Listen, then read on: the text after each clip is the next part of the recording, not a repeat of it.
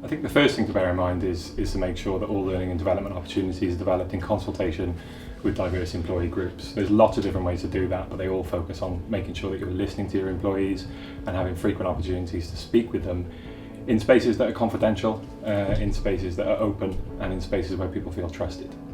It's also really important to attain buy-in across different seniorities and different areas of the business.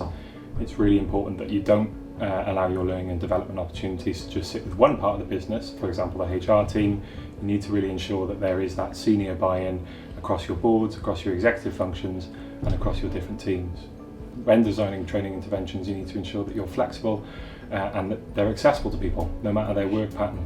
So if you have employees who work part-time, who might not be full-time employees, who might not be fully contracted hours, it's really vital that they're able to access them too. So there's lots of ways you can do that through internal means, internal comms, and through regular meetings. Finally, membership business in the community, consulting Welsh Government materials, or participating in professional bodies such as the CIPD can really support with this and can support with best practice in this space.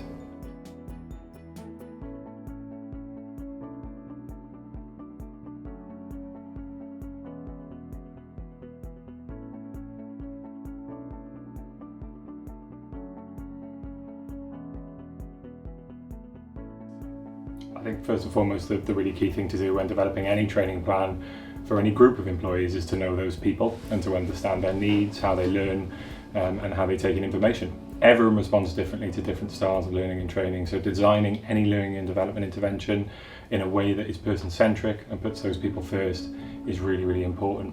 There's lots of different ways you can do that: frequent meetings, frequent open conversations.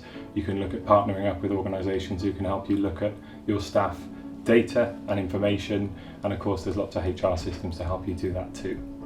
Another really key facet of developing anything, no matter how big or small your business, no matter what sector you're in, is to measure and analyse the performance of any training that you provide.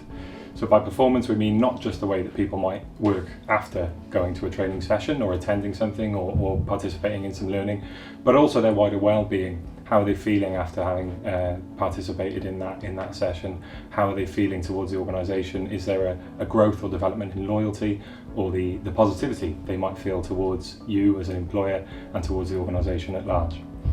Really, really significant that to help you decide which are the best types of training and development activities to invest your time, your talent and your money in.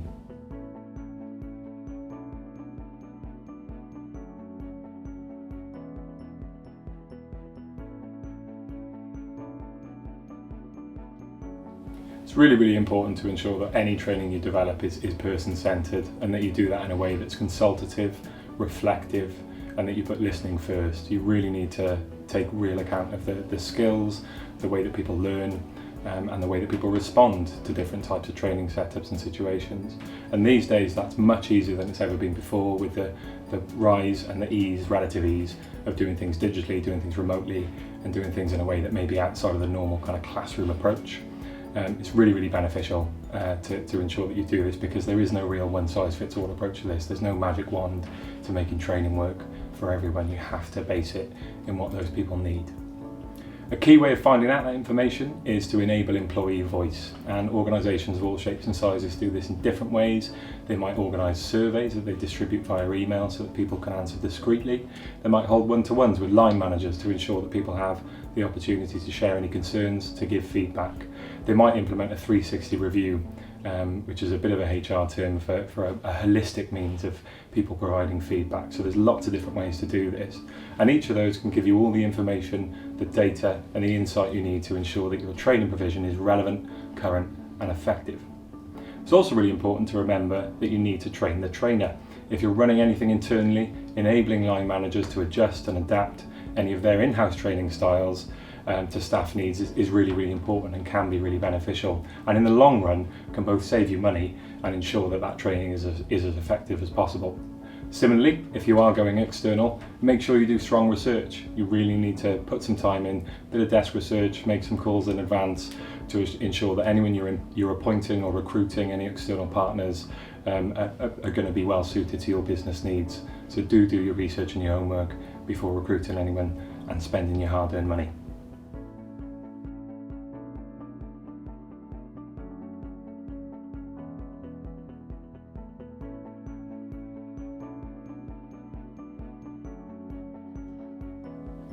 I think similar to any training or development activity that you're looking to implement in your business, ensuring that yourself or other members of your senior team buy into that and really recognise the importance of that is really, really crucial.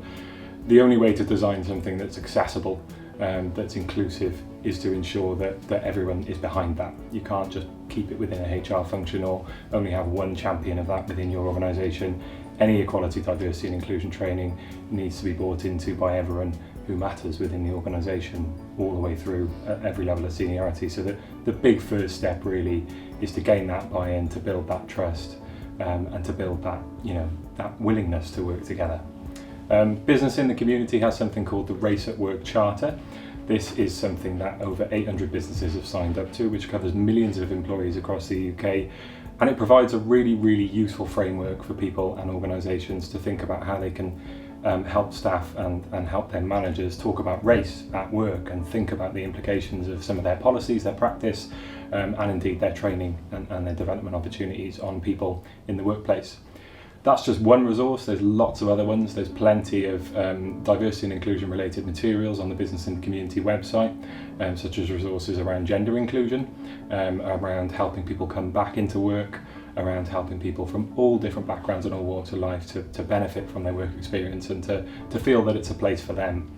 And there's also plenty of other frameworks available through the Welsh Government, for example, where there's lots of materials that you can access free of charge that can give you really good ideas, really good support, really good pointers to help you make positive change in this space. It's also really important to make sure that if you are wanting to run some training that's going to be effective and impactful, the first thing you need to do is make sure people can get to it. You need to enable people to join that training in a format that is accessible to them and that suits their needs. That could be in person, that could be virtually using technology, or even after the event, allowing people to participate via video recordings, reading materials. You could issue questionnaires. There's loads and loads of different ways now that you can ensure more people are able to participate in any training and development activity.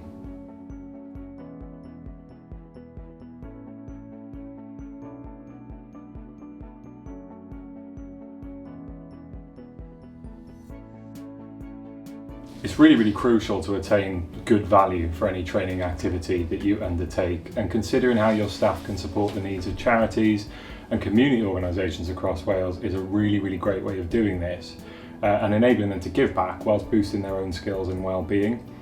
Wales is really, really blessed with a strong and diverse network of voluntary organisations working right across the country, whether that's in cities, in rural areas, or obviously everywhere in between.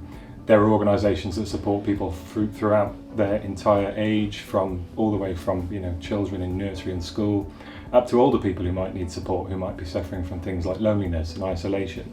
And of course, during the COVID-19 pandemic, we saw there were millions of people, nearly everyone, affected in some way by the challenges that were presented by that. And to this day now, we're seeing similar with the cost of living crisis. There are thousands of people who are linked with hundreds and thousands of charities and community organisations right across the country who would really benefit from accessing some of the skills, the expertise and the insight that your staff may have. So I'd say the biggest recommendation from Business in the Community would be to think about the value that you can attain by aligning your training and development needs with the needs of those charities and community organisations. We have something called the National Business Response Network, which was set up right at the outset of the COVID-19 pandemic in that March, and that provides myriad opportunities for your teams to develop whilst doing good. We've got an online portal that you can log on to and look at what charities might need, what sort of special skills and expertise they could benefit from, and there are opportunities that involve everything from actually going somewhere in person and participating in a community activity, all the way up to being a chair of a charity trustee board as well. So there are tons of different ways for free that you can access opportunities to develop your staff and allow them to do something good for themselves and also for Wales.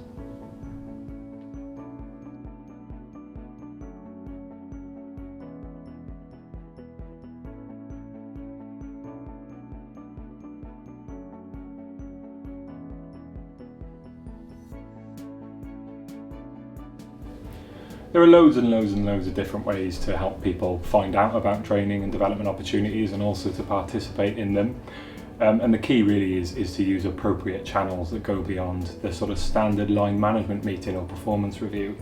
Things are coming a long way, particularly in the sort of HR field, since the days of having one annual conversation with your line manager where you go through things like your performance, you talk about potential pay rises, and sometimes you might be in receipt of some difficult feedback. These days, employees are expecting things to be a lot more regular than that. They want the ability to speak with people more frequently, and they want to be listened to, and they want to be heard. And when you think about the reputational risk of not doing this, particularly with the likes of social media, where people can go and maybe rate their employer or talk about ways in which they would prefer to have a different job, this is really crucial. So some of the channels that you can think about using are internal newsletters, and if you haven't got one, there's nothing fancy, just send an email out to your staff every so often listing potential opportunities. Also your social media channels, you might have employees who maybe aren't always on their email outlook, for example, but they do frequently look at Twitter, Instagram, LinkedIn, Facebook. So pop some of your training opportunities on there to make sure that you're reaching them. This is really also helpful for staff who maybe don't work in an office setting. And you might want to think about making something a bit more relaxed for staff as well. So again, rather than sort of putting things into a performance review or a sort of formal meeting, think about holding a bit of a lunch and learn session, get a few bits and bobs in, allow people to eat and share some ideas together and sort of learn alongside each other. And that can also help with relieving a bit of tension in work and bridging some of that gap that might exist between sort of senior managers and other members of staff. These and other channels are all sorts of different ways that you can help people to find out what's available and put themselves forward for involvement, and they're proven to work as well. So again, think about consulting the Business in the Community website for more ideas and tips, and if you're a member of any sort of professional body, they'll have stacks of information freely available that you can go and review to find out what might work in your organisation.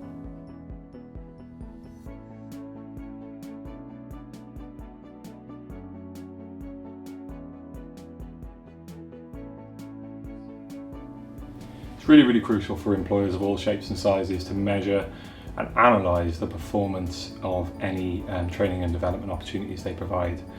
And again, that involves sort of measuring how people feel about how that has gone and how they're feeling about their wider work once they've done that. So really taking steps to ensure that you're measuring well-being, both physical, mental, but also emotional, will help you sort of design the best types of training and development activities that will appeal to more of your employees. So really listening and learning from them is a key step.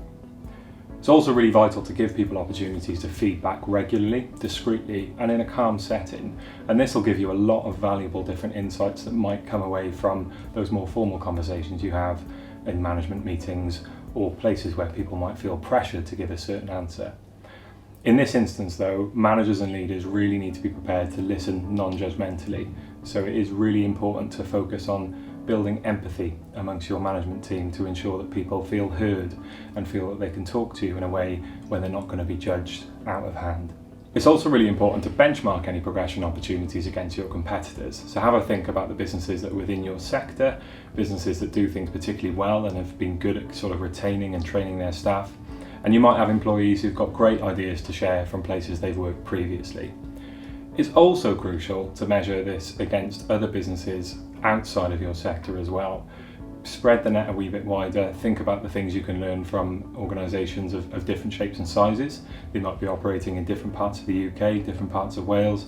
There's lots of different good examples and case studies that you can use to help you think about doing this in a good way. Membership of organisations like Business in the Community can help you connect with businesses and organisations of different sectors, different sizes, and with different challenges and priorities. And it can be really, really good to help you in your own ideas and thinking by having conversations with others who might be facing similar challenges to yourself. There's also a fantastic range of Welsh Government materials available through Business Wales and other mediums where you can check out case studies, best practice examples, and some great guidelines and fact sheets that can help you in starting any of your thinking on learning and development. And finally, participating in professional bodies such as the Chartered Institute of Personnel and Development, or you might be a member of another trade body, or indeed your union. They can all help you and support you in this as well.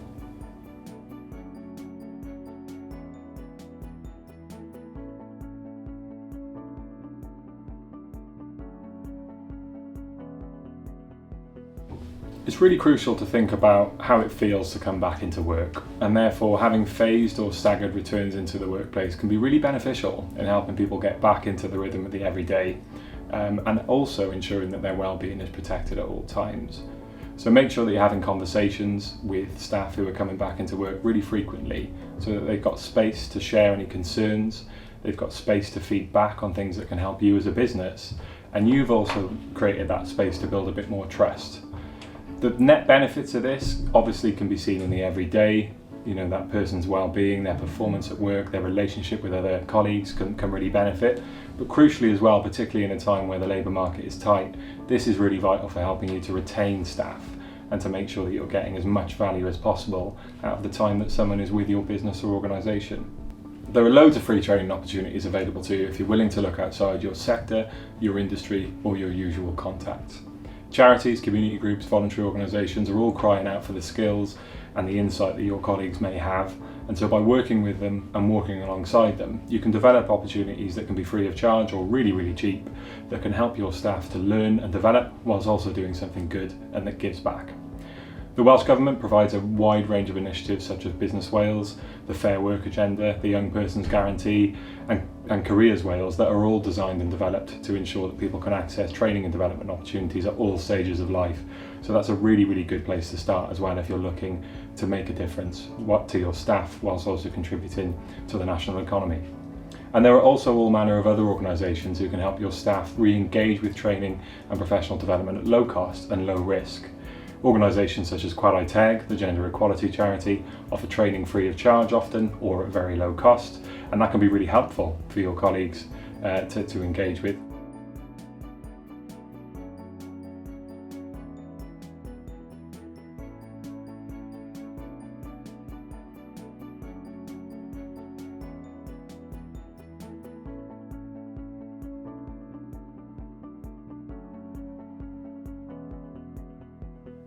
Openness, transparency, and a willingness to listen and learn are essential components of any attempt to support your employees' growth, progression, and development.